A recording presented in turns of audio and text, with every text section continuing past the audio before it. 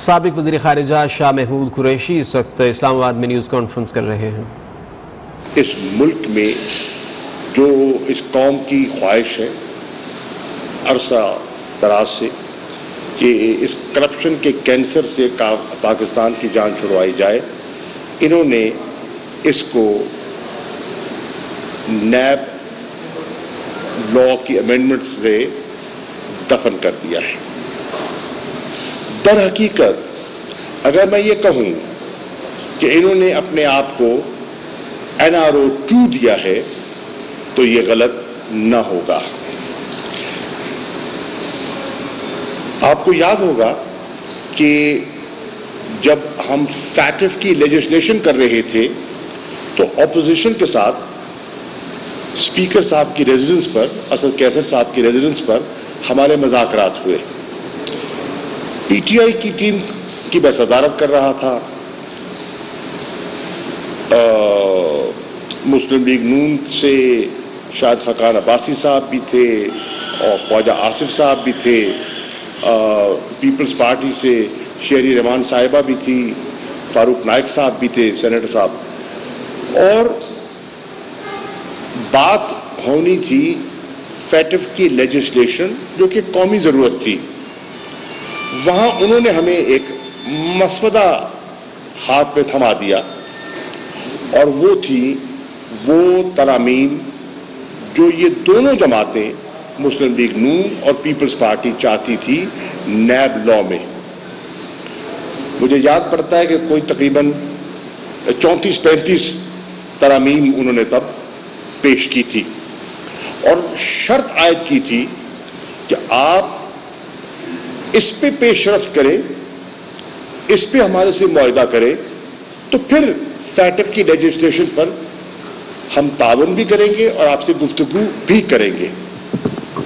میرے دوستو، اب یہ جو نیا قانون انہوں نے پیش کیا ہے اور اسمبلی سے منظور کروایا ہے اور سینٹ سے منظور کروایا ہے، اگر آپ ان کی امینڈمنٹس کا مطالعہ کریں تو یہ 24 امینڈمنٹس منوان وہی ہیں جو ہمیں پیش کی گئی تھی، یعنی کہ عمران خان سے، تحریک انصاف سے جو NRO مانگ رہے تھے اور جو ہم سے نہ ملا، وہ انہوں نے اب اپنا مقصد حاصل کرنے کے لیے یکجا بھی ہوئے ہیں اور یہ ترمیم بھی انہوں نے پیش کی ہے۔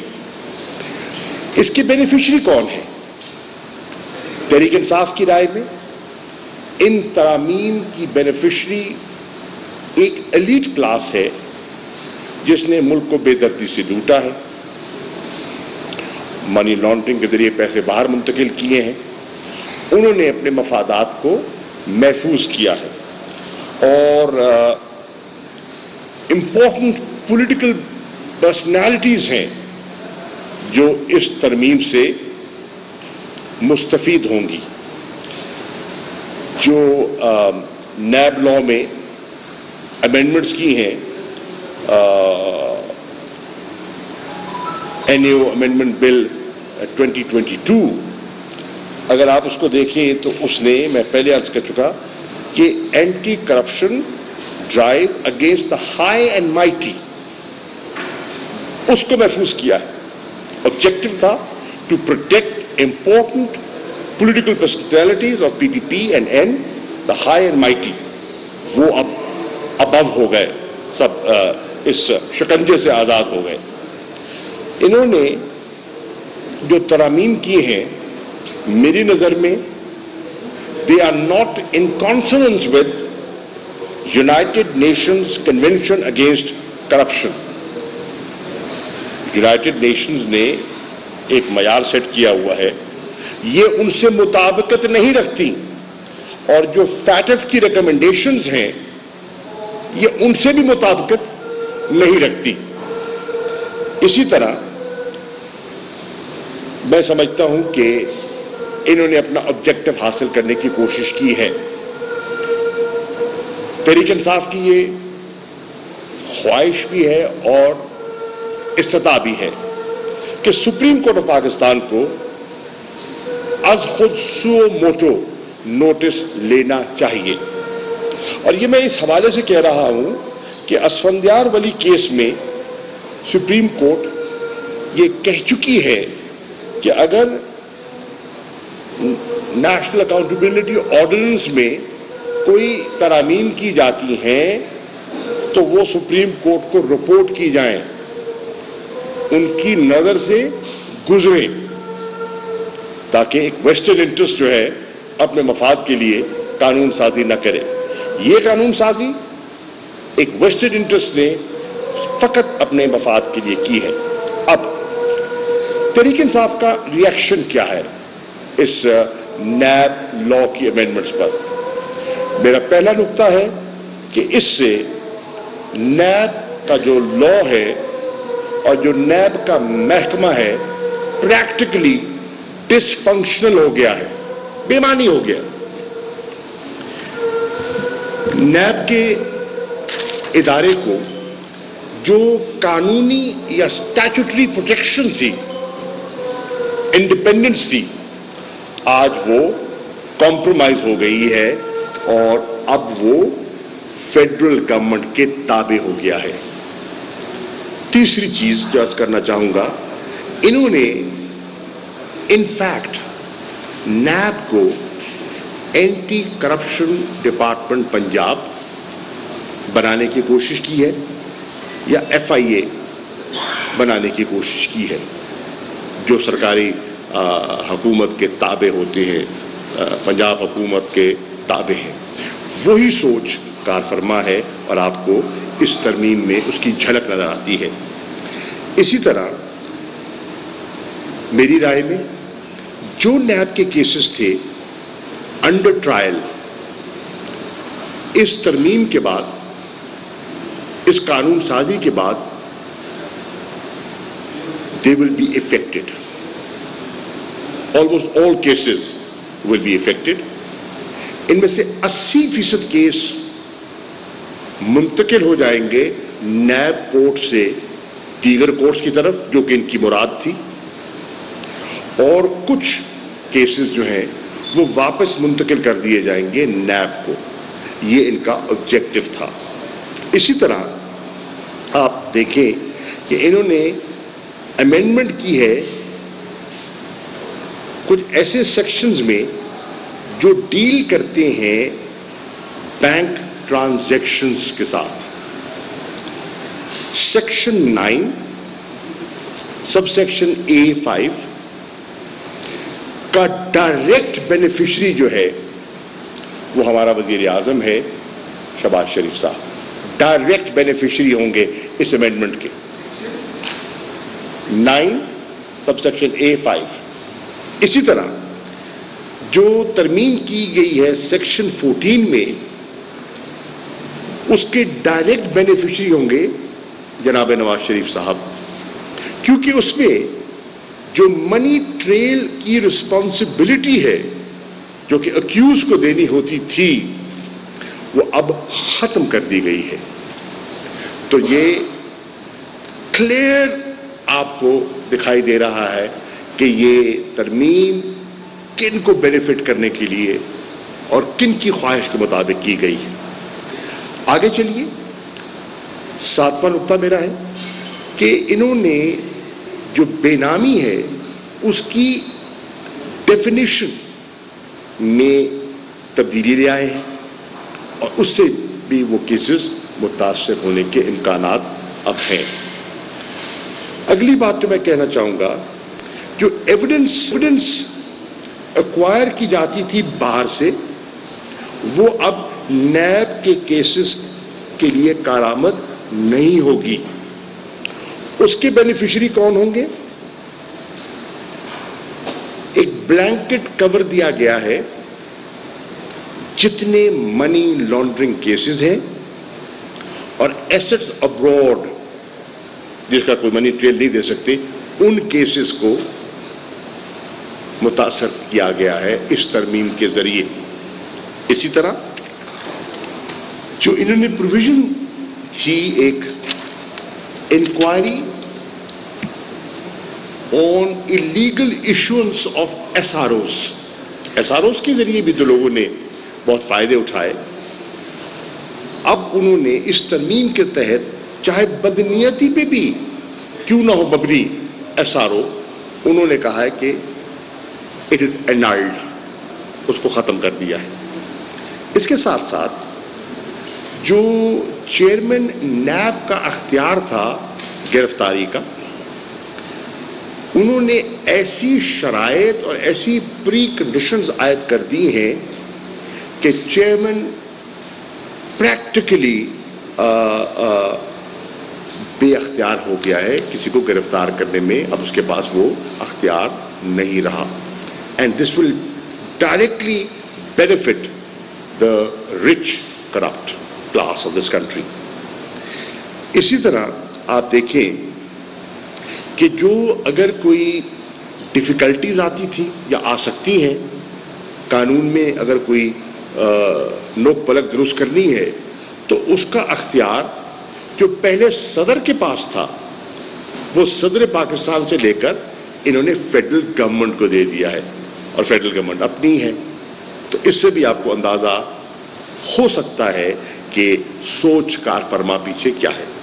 پھر آپ دیکھیں کہ یہ ساری جو ایکسرسائز ہے، it's an exercise by design to benefit high profile cases of important political personalities. یہ ہے جو قانون سازی ہوئی ہے نیب کے قانون کے مطابق سے۔ تحریک انصاف نے فیصلہ کیا ہے، ہم ایک تو سپریم کورٹ سے گزارش کر رہے ہیں کہ اسفندیار ولی کیس کو سامنے رکھتے ہوئے آج خود اس کا نوٹس لیں، ان کے اپنی فائنڈنگز ہیں، اور تحریک انصاف نے بھی فیصلہ کیا ہے کہ ہم ان کو چیلنج کریں گے، اور عمران خان صاحب نے ہماری جو لیگل ٹیم ہے ان کو ہدایت دے دی ہے کہ وہ ان کو چیلنج کریں۔ نمبر 1۔ نمبر 2، دوسری ترمیم جو انہوں نے کی ہے وہ کی ہے جو تحریک انصاف نے اوورسیز پاکستانیز کو رائٹ ٹو ووٹ دیا تھا، ان کو یہ پسند نہیں آیا۔ ہم نے ان کو ووٹ کیوں دیا تھا؟ ہماری نظر میں ان کی 3 وجوہات تھی جس کی وجہ سے ہم سمجھتے تھے کہ اوورسیز پاکستانی اس ووٹ کے مستحق ہے۔ ایک، وہ بہت بڑے کنٹریبیوٹرز ہیں to the economy of Pakistan, اور وہ بہت قیمتی اثاثہ ہے ہمارے ملک کا۔ آپ دیکھیں کہ ان کی ریمیٹنس سے یہ ملک چل رہا ہے، اور پچھلے سال 32 ارب ڈالرز کی ان کی ریمیٹنسز تھیں۔ تو اس کلاس کو اگر یہ عزت اور یہ شمولیت، احساس شمولیت دیا گیا تھا تو بہت اہم تھا، جو کہ پیپلز پارٹی نے اور نون نے اور ان کے دیگر حلیف جماعتوں نے مل کر اس کو دفن کیا ہے۔ دوسری وجہ یہ تھی، ہماری رائے میں جو اوورسیز پاکستانی ہیں ان میں بہت سے لوگ ہیں جو پروفیشنلز ہیں، ہائیلی ایجوکیٹڈ ہیں، ٹیکنوکریٹس ہیں، پالیسی فارمولیشن میں وہ بڑا امپورٹنٹ رول پلے کر سکتے ہیں۔ جب ان کو سٹیک ہولڈر بنا دیا جائے گا تو ہمارے ملک کی جو پالیسی فارمولیشن ہے اس میں ان کا انپٹ آئے گا، اور کوالٹی آف پالیسی میکنگ جو ہے وہ بہتر ہماری رائے میں ہو سکتی تھی اور ہو سکتی ہے۔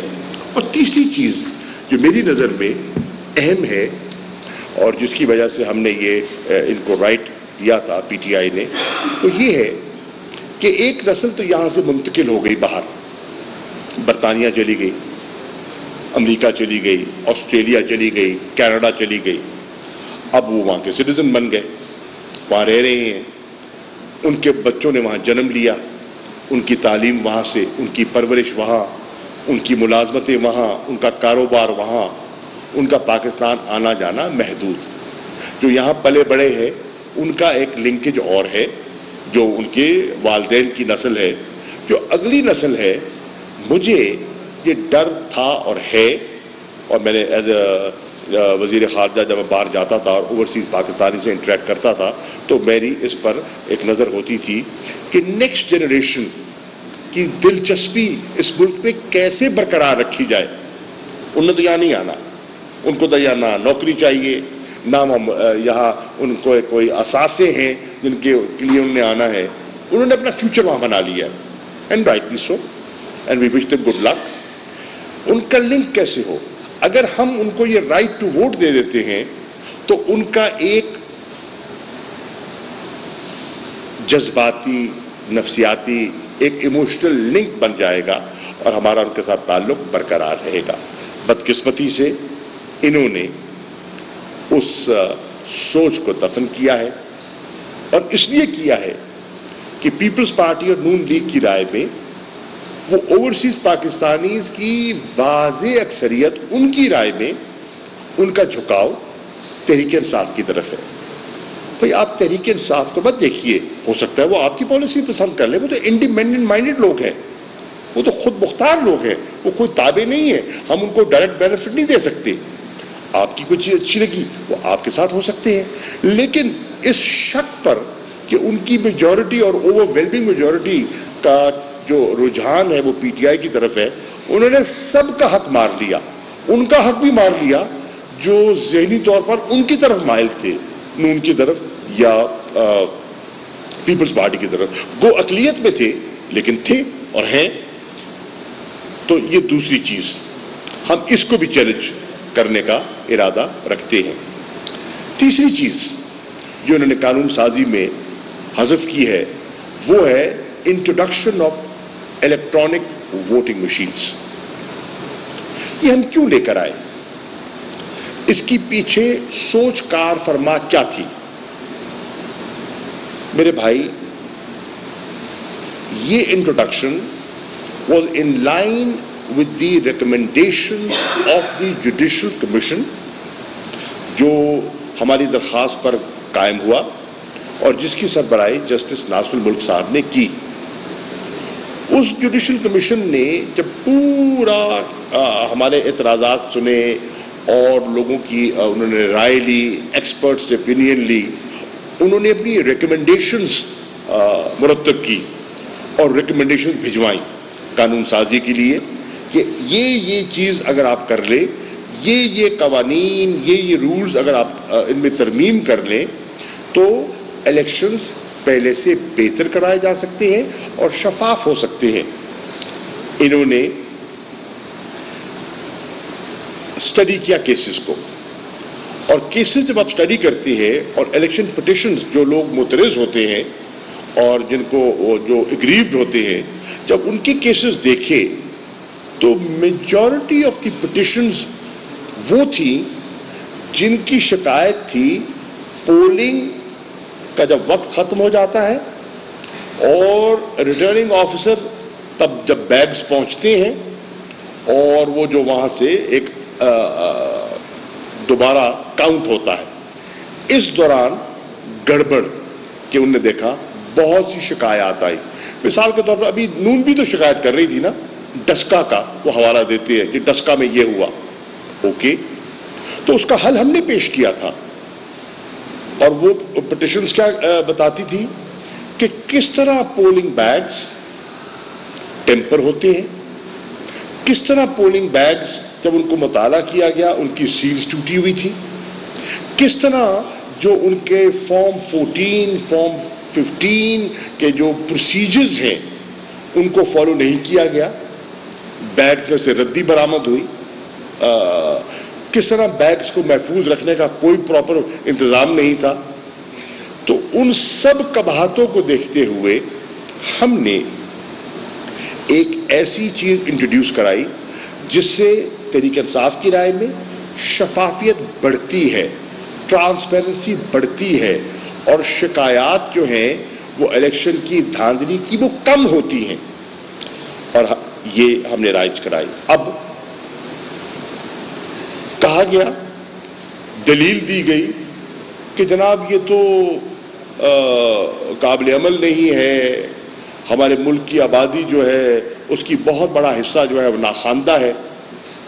میں آپ کی توجہ مبذول کرنا چاہوں گا ہندوستان کی طرف. اگر ناخواندہ آبادی کو دیکھا جائے تو ہماری آبادی سے زیادہ ان کی آبادی نکل آئے گی جو ناخواندہ ہے، کیونکہ ان کی آبادی جو ہے وہ تقریباً 1 ارب سے تجاوز کر گئی ہے. ہم تو 22 کروڑ ہیں نا، وہ 1 ارب سے زیادہ ہے. تو اگر ان کی آپ الٹریٹ پاپولیشن دیکھیں تو ہماری آبادی سے زیادہ ہوگی. وہاں یہ سسٹم رائج ہے, سکسیسفلی چل رہا ہے, اور ہمارے اور ان کے جو الیکشن لاز ہیں ان میں سملیرٹی ہے, بہت سے ملتے جلتے ہیں. اگر وہاں وہ کامیابی سے چل سکتا ہے نظام, اور ہارنے والا رزلٹ تسلیم کرتا ہے اور جیتنے والے کو اعتماد ہوتا ہے کہ میں لوگوں کے بلبوتے جیتا ہوں, تو یہاں کیوں نہیں ہو سکتا؟ دنیا میں اور ممالک میں ہو سکتا ہے, تو یہاں کیوں نہیں ہو سکتا؟ تو یہ بھی انہوں نے جو کی ہے میں سمجھتا ہوں کہ من پسند اپنے نتائج اور اس میں گنجائش رکھی گئی ہے. میں آپ کو اگزامپل دیتا ہوں, 2018 اپنا ذاتی اگزامپل دیتا ہوں. میں قومی اسمبلی کا الیکشن لڑ رہا تھا, اور میں صوبائی اسمبلی کا الیکشن لڑ رہا تھا. قومی اسمبلی کا الیکشن میں لڑ رہا تھا NA 156 سے, صوبائی اسمبلی کا الیکشن میں لڑ رہا تھا PP 217 سے. اب دونوں پولنگ ایک ہی دن ہوئی, گنتی مکمل ہوئی, بیگ ریٹرننگ افسر کو پہنچ گئے. یہ میں جو شکایت بتا رہا ہوں, اب یہ ریکارڈ کی بات ہے, اب چیک کر لیجئے. میرا قومی اسمبلی کا رزلٹ پاکستان میں سب سے پہلے آیا رات کے 10 بجے, اور میں NA 156 جیتتا ہوں 36,500 کے قریباً لیڈ سے. اب اس کے نیچے تقریباً 2.5 آتی ہے صوبائی اسمبلی کی سیٹیں. جو اس کے نیچے میں صوبائی لڑ رہا ہوں PP 217, 10 بجے میں ان آفیشلی ڈکلیئر ہو گیا. جو کہتا ہے نا غیر سرکاری نتیجہ, وہ ٹی وی پہ آ گیا میرا. جو میرا اسی کے نیچے صوبائی ہے, اس کا رزلٹ مجھے ملتا ہے صبح 4 بجے. بیگ کٹھے گئے, ریٹرننگ آفیسر وہی تھا, پریزائڈنگ آفیسر وہی تھے, کینڈیڈیٹ وہی تھا, 36,000 سے وہ جیت رہا ہے, وہی بلے کا نشان ہے, وہی پارٹی ہے, وہی ووٹر ہے, وہی پولنگ ایجنٹ ہے, اور صوبائی وہ ہار رہا ہے 3600 سے, اور بہت سے ووٹ اس کے ڈبل سٹیپ ہو گئے. سو ڈٹرمنٹ طریقے سے مجھے ہرایا گیا. میں اپنا اگزامپل دے رہا ہوں کیونکہ مجھے اس کا مشاہدہ ہے, میں نے اس کو دیکھا ہے. ایسے بہت سے کیسز ہیں پاکستان میں. اس کو رفع دفع کرنے کے لیے ہم نے الیکٹرانک ووٹنگ مشین کا انٹروڈکشن کرایا کہ کوئی ٹیمپرنگ کی گنجائش نہ رہے. پولنگ ختم ہو, بٹن کے ذریعے وہ ٹرانسمٹ کرے جو پریزائڈنگ آفیسر ہے تو RO, اور RO جو ان کا جو الیکشن کمیشن ہے وہاں پہنچ جائے, اور اس میں گڑبڑ نہ ہو. اب اس میں بھی انہوں نے ان کو یہ چیز پسند نہیں آئی. کیوں نہیں آئی؟ obviously اس لیے نہیں آئی کہ الیکشنز میں من پسند نتائج کی ہمارے ملک میں ایک رواج ہے, بن چکا ہے بدقسمتی سے. 70 کے بعد جتنے الیکشن آئے ہیں کسی نہ کسی نے ان پر انگلی اٹھائی ہے, گلا کیا ہے. کبھی تحریک انصاف نے کیا ہے, کبھی پیپلز پارٹی نے کیا ہے, کبھی نون لیگ نے کیا ہے. 2018 نون لیگ کر رہی ہے نا. 2013 کا الیکشن کو RO الیکشن کس نے کہا تھا؟ آصف علی زرداری نے. RO الیکشن کیوں کہا تھا؟